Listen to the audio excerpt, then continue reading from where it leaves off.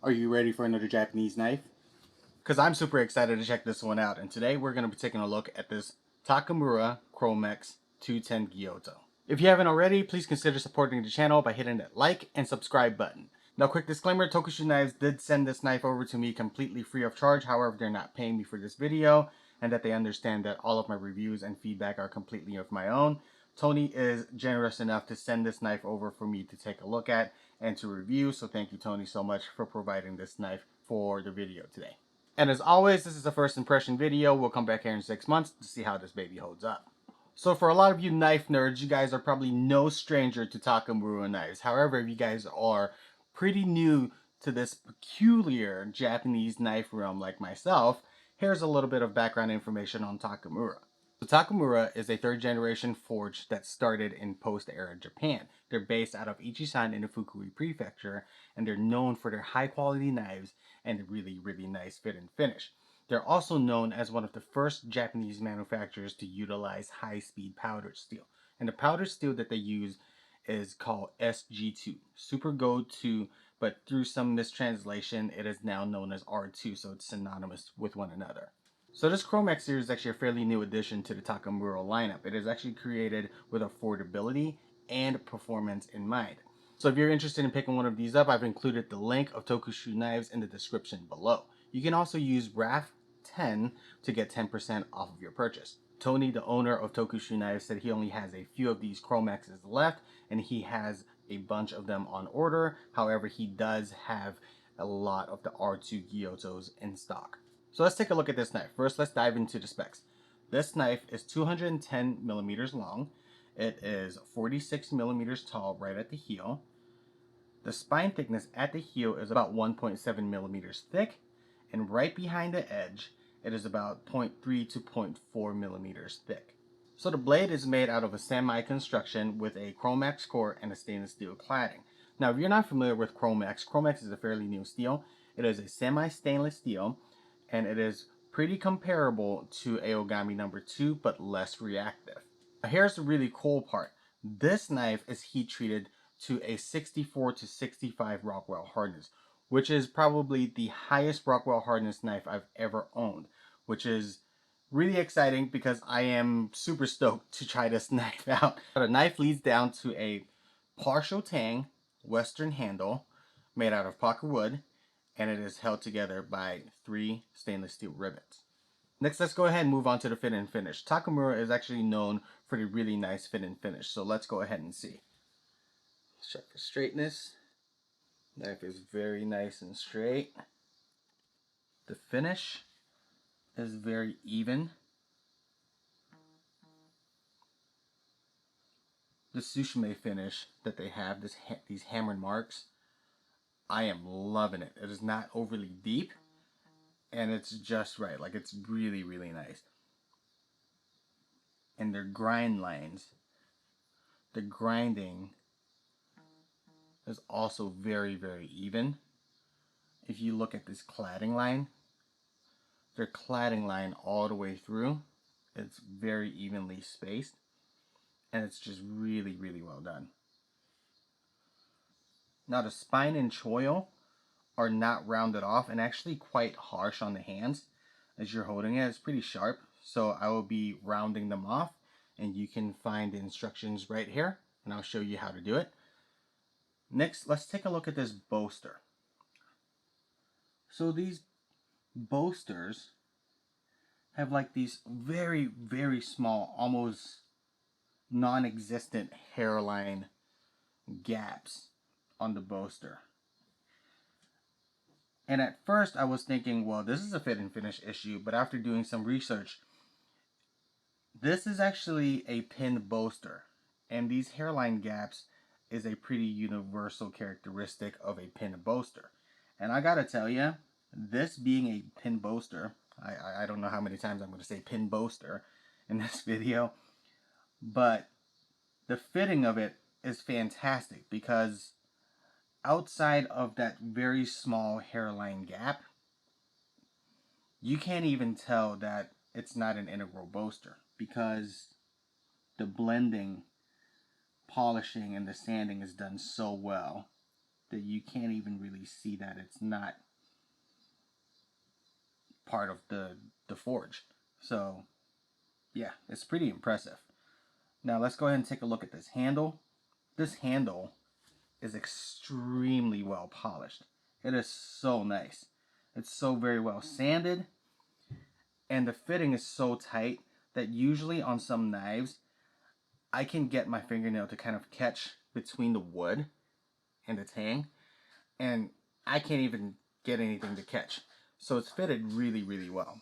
Now this handle does lean towards the smaller side, so this is an incentive for those of you guys who have smaller hands to actually check out one of these knives. Finally, let's go ahead and move on to the grind and profile of this knife.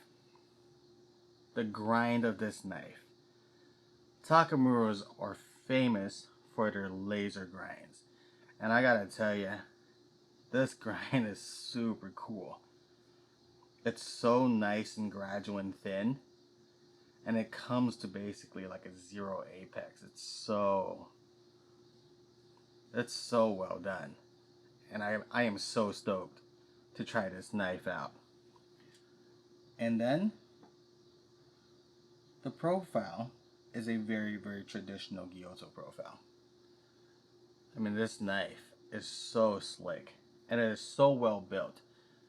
Okay, so without further ado, let's get cutting. The standing paper test, which I love the standing paper test. And this is the factory edge. It has not been touched up at all.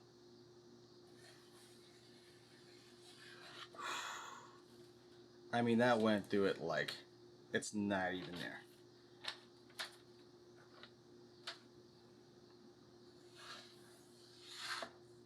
Wow. Okay, I'm gonna try this, guys. Let's hope I don't hit anything. Oh man, I'm nervous. So as you guys can see, the other piece flew off, but it did cut it clean through. So yeah, I mean, this knife is so nice. Wow. Oh man, that's pretty cool. And then another test that I've seen other people do is a rolled paper. I'm not sure, but to see if it catches. And I mean, it's no effort whatsoever. I mean, as soon as it touches it, it catches. A pretty phenomenal edge straight from factory. That's cool. That's really cool. All right. You know what time it is. It's tomato time.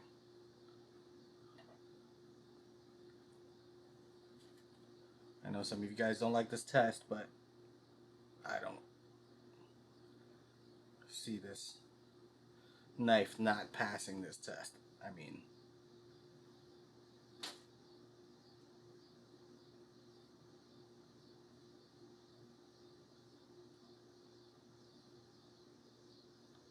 and I'm barely holding on to the knife.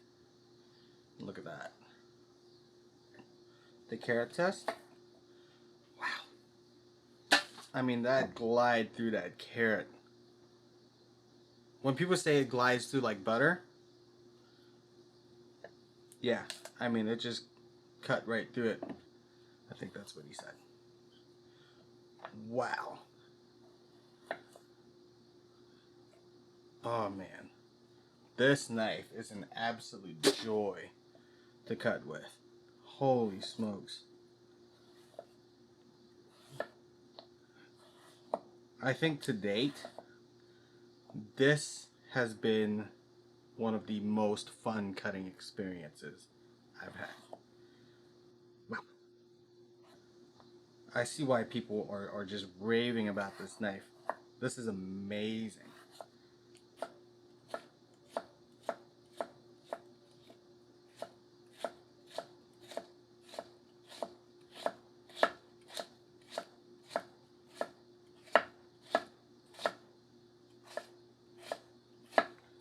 Man,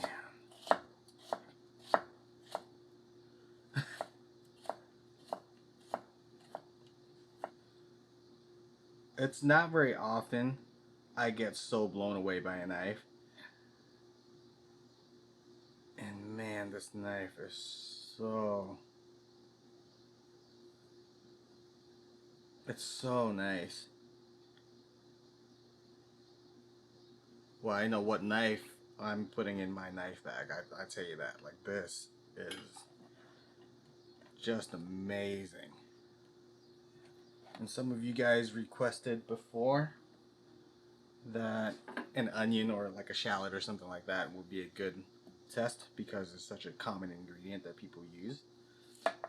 So I always try to listen to you guys.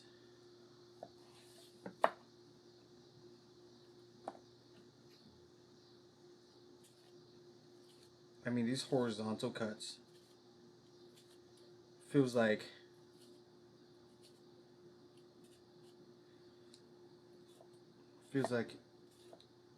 the shallot is not even there. I know I've said it so many times, like when I'm cutting through the ingredient, it feels like it's not there. It's not an exaggeration at all. Like, it feels like the knife is just falling right through the ingredient. Oh, man.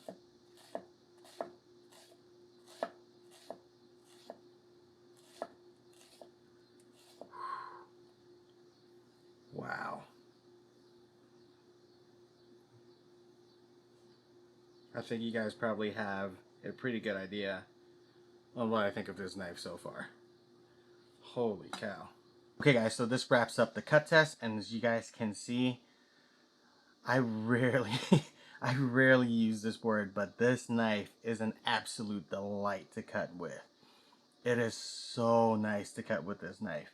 It just glides through the food, and the feedback, the feel of the knife, the balance of the knife. Like most Japanese knives, they are fairly forward heavy, but for this one, the balance is actually right here around the pinch grip area, so it's really, really nice.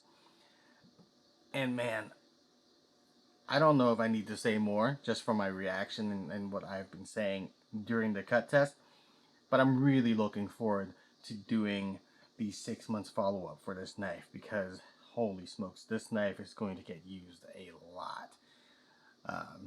So yeah, I'm just blown away by this knife. Anyway, this wraps up our initial impression of the Takamura Chromax 210mm Gyuto, and I hope you guys like the video. If you guys do like the video, please hit that like button and hit that subscribe button. It will mean the world to me and help me support all of this madness. And I will see you guys next week. Bye.